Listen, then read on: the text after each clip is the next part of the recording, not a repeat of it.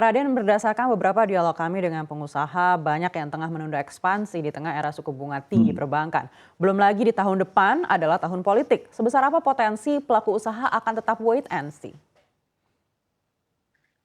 Pertama, kalau boleh saya katakan, memang suku bunga global naik dan juga kalau kita lihat Bank Sentral juga sudah menaikkan suku bunga.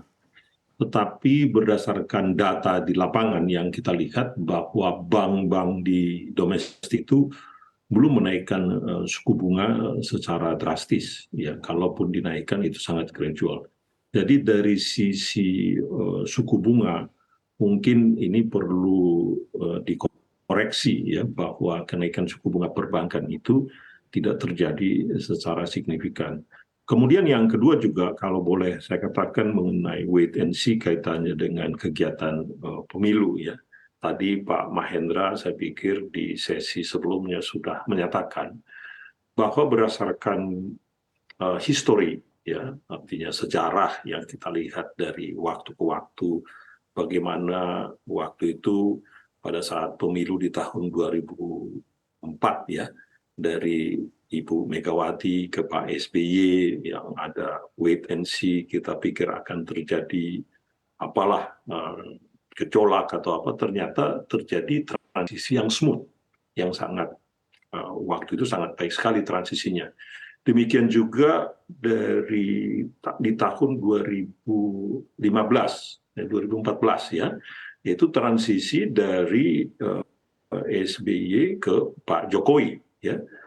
Itu juga biasanya begitu, 1 tahun sebelumnya kan ada wait and see, tapi ternyata di tahun 2014 ke 2015 terjadi transisi yang smooth juga.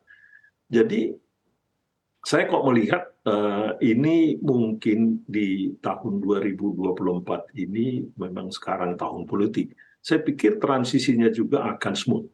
Karena kalau kita lihat dari para calon pemimpin kita ini, semuanya sepakat bahwa transformasi ekonomi itu harus dilakukan. Kemudian juga yang kita tahu bahwa mereka semua menerima pluralistik itu, pluralisme. Itu menjadi penting.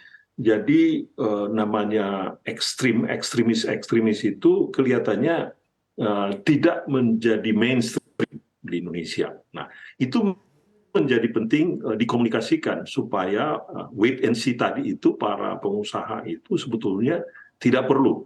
Demikian juga yang saya katakan tadi dari sisi baik dari sisi politiknya maupun dari sisi suku bunga yang naik. Karena kalau saya melihat antisipasi saya di tahun 2024 ini, bahkan 2023 menjelang akhir, mungkin ada ruang buat Bank Indonesia untuk mulai menurunkan suku bunga.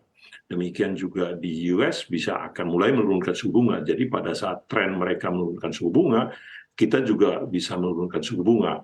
Dan dengan kombinasi kedua ini sebetulnya mungkin persoalan ini adalah persoalan di komunikasi informasi yang harus terus disuarakan sehingga para pelaku ekonomi, para pengusaha ini ya tidak perlu harus ada wait and see.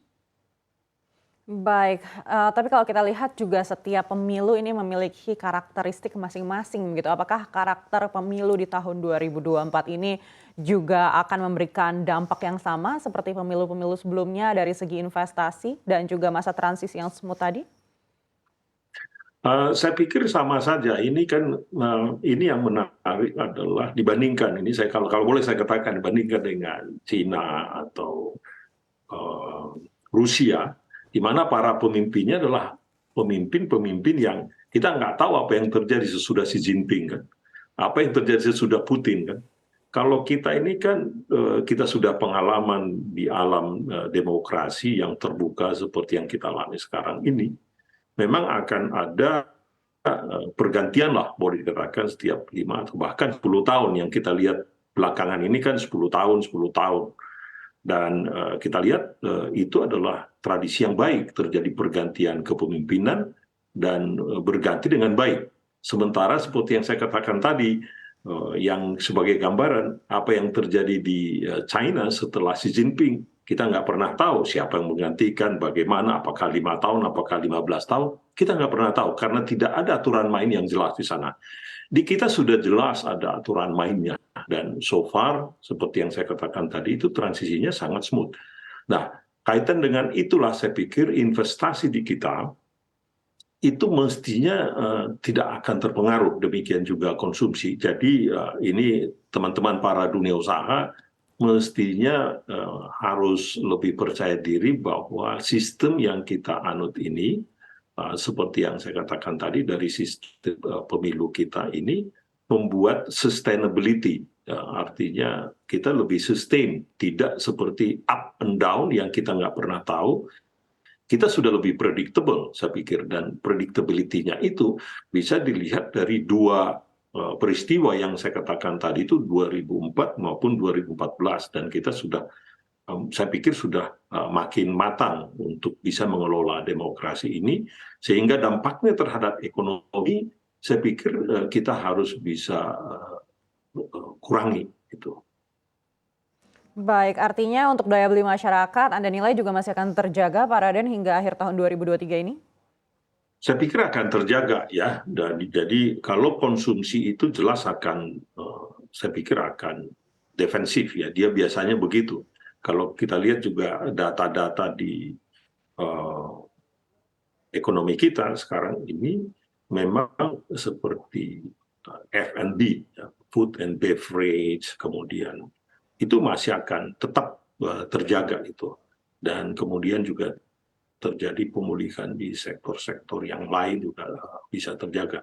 Jadi intinya saya pikir tahun 2023-2024 ini kalau kita bisa mengkomunikasikan ini dengan baik, mestinya ekonomi kita akan tetap relatif resilience, bahwa ada dampak daripada global seperti yang saya katakan tadi itu tidak bisa dipungkiri.